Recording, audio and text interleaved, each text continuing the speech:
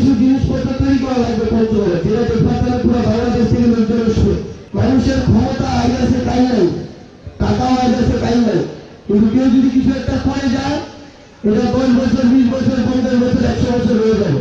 সত্যি বলতে পঞ্চগড়ের যারা আছে বিভিন্ন জায়গায় যে মানুষরা আছে তারা যদি মাধ্যম হিসেবে কাজ করে তাহলে পঞ্চগড়ের একজন মানুষের শীতে কষ্ট হবে না। আমাদের একটা জিনিসই মনে হয় যে সৃষ্টিকর্তা আমাদেরকে এখন যে একটা সুযোগ দিয়েছে এটা আমাদের কাছে আমাদের অনেক কিছু ইচ্ছা আছে, অনেক কিছু স্বপ্ন আছে, পঞ্চগড়ের গায়ে আস্তে আস্তে তোমরা দেখা পাবে। তবে একটা জিনিস আর কি, পঞ্চগড়ের নতুন করে যে আমার ডিসি সাহেব একটা টাওয়ারের ডিজাইন করছে আর কি, ওই যে কর্পোরেট ব্রিজের পাশে প্রায় 23 তলা একটা টাওয়ার হবে। তো এই বছরের মধ্যে এই টাওয়ারটা হবে, এটা হবে পুরো বাংলাদেশের মধ্যে সবচেয়ে বড় টাওয়ার। এইটা দেবে, এইটা থেকে মোটামুটি টাওয়ারের দুটো রাতে তুলে বাংলা আশা করি সবাই দেখা পাবেন। সানবিট সব দিবে সামাল। সানবিট ম্যাজিক প্রেস ডিশওয়াশিং এর মাথা ঘোরানো সলিউশন। এরকম কিছু জিনিসপত্র তৈরি করা লাগবে পঞ্চগড়ে, যেটা দেখবার তাহলে পুরো বাংলাদেশ থেকে লোকজন আসবে। আমরা একটা জিনিস মনে করি আর কি, যে মানুষের ক্ষমতা আজ আছে তাই নাই, টাকাও আজ আছে তাই নাই, কিন্তু কেউ যদি কিছু একটা করে যায় এটা 10 বছর 20 বছর 50 বছর 100 বছর হয়ে যাবে। টাকাতে কিন্তু মান সম্মান কোনোদিন কিনা যায় না। এখানে যে কম্বলগুলো এসেছে আমরা পঞ্চগড় জেলার প্রত্যেকটি ইউনিয়নে আমরা আমাদের জায়গা থেকে এই কম্বলগুলো পৌঁছে দিব, হয়তো একটু আগে অথবা পরে। আমরা মনে করি যে আসলে বাংলাদেশে অনেক মানুষ রয়েছে যারা এগুলো দেওয়ার সামর্থ্য রাখে।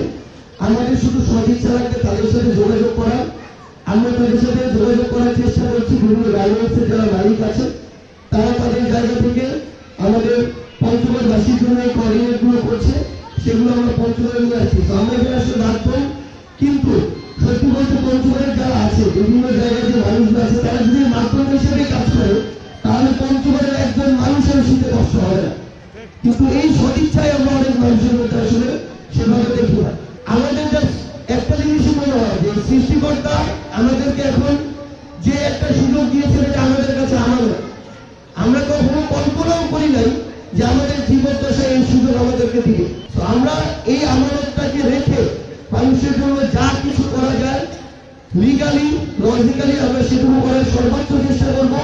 এবং পঞ্চগড়ের মানুষের জন্য সেটা ইন্ডাস্ট্রি হোক, শিল্প সেটা খুবই ছোট জিনিস, তাদের কর্মসংস্থান থেকে শুরু করে আমাদের এলাকার মানুষজন যদি কোনো এখানে একটা কোম্পানি হয় যেখানে 20,000 মানুষ চাকরি করবে, 20,000 মানুষ মানে 20,000 মানুষ না, 20,000 মানুষ মানে 20,000 পরিবার।